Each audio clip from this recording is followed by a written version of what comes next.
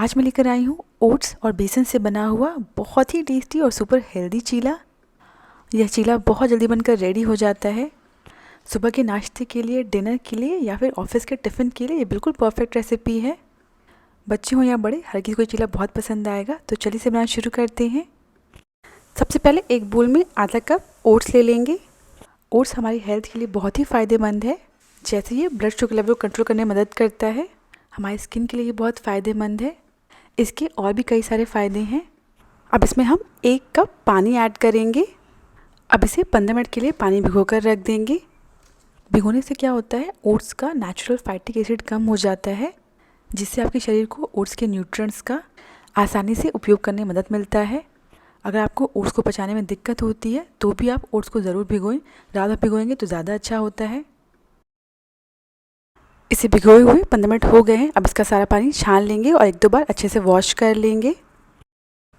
Oats का सारा पानी छान लिया है।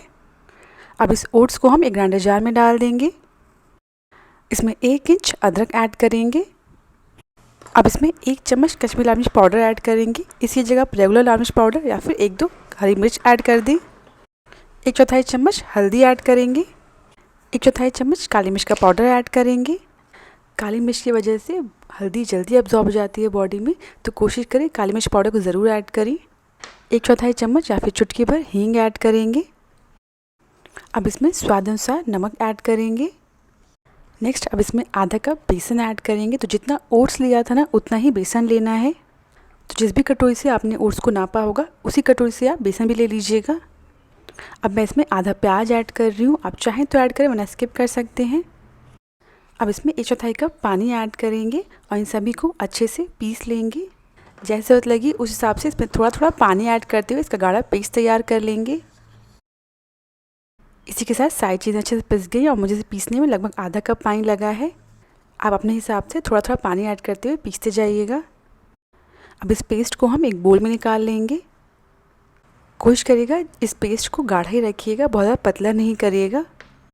अब इसमें 1/4 चम्मच जीरा ऐड करेंगे और 1/4 चम्मच अजवाइन को हाथों पर मसल कर ऐड करेंगे। ये डाइजेशन में मदद करता है। अजवाइन को ज़रूर ऐड करिएगा। अब इसमें कुछ सब्जियां ऐड करेंगे। सबसे पहले इसमें जाएगा एक बारीक कटा हुआ प्याज, एक घिसा हुआ गाजर ऐड करेंगे, 1/4 कप बारीक कटा हुआ शिमला मिर्च ऐड करेंगे। अब इसमें 2 से 3 बड़ा चम्मच घिसा हुआ चुकंदर ऐड करेंगे। हो तो ज़रूर ऐड करिएगा, बच्चे इस चीले को बहुत आराम से खा लेंगे। चुकंदर में कोई ख़ास टेस्ट नहीं होता है। लास्ट में इसमें बारीक कटी हुई धनिया की पत्ती ऐड करेंगे। सब्जियों की मात्रा आप अपने हिसाब से ज़्यादा कम कर लें। आपके पास जो भी सब्जियां अवेलेबल हो आप वही ऐड करें। टाइम कम है आपके पास तो आप सिंपली इसमें प्याज ऐड करके इसे बना सकते हैं। यह चीला बहुत ही टेस्टी बनता है, बच्चे इसे बहुत आराम से खा लेंगे। इसी के साथ सारी चीज़ें अच्छे से मिक्स हो गई हैं। ये बैटर मुझे थोड़ा सा गाढ़ा लग रहा है। अब इसमें 2 से 3 बड़ा चम्मच पानी ऐड करेंगे। आप अपने अकॉर्डिंग आपको जितनी ज़रूरत लगे उस हिसाब से पानी ऐड करिएगा। सारी चीज़ें अच्छे से मिक्स कर लेंगे और इसी के साथ हमारा बैटर बिल्कुल रेडी है। आप इस बैटर को पहले ही बनाकर फ्रिज में रख सकते हैं। जैसे अगर आप इस चीले को सुबह नाश्ते बनाना चाहते हैं तो रात में इस बैटर को बनाकर रख लें। अगर बैटर बच भी जाता है तो आप बचे हुए बैटर को फ्रिज में स्टोर कर सकते हैं। चलिए अब चीला बना लेते हैं। मैंने यहाँ पे लोहे का तवा लिया है। इसे घी से या ऑयल से अच्छे से ग्रीस कर लेंगे। गैस की फ्लेम को लो रखिएगा। जब तवा हल्का गर्म हो जाएगा तब इस पर हम 2 से 3 चम्मच बैटर रख देंगे। इस बैटर को हम चम्मच की मदद से जितना पतला हो सके उतना पतला फैला देंगे।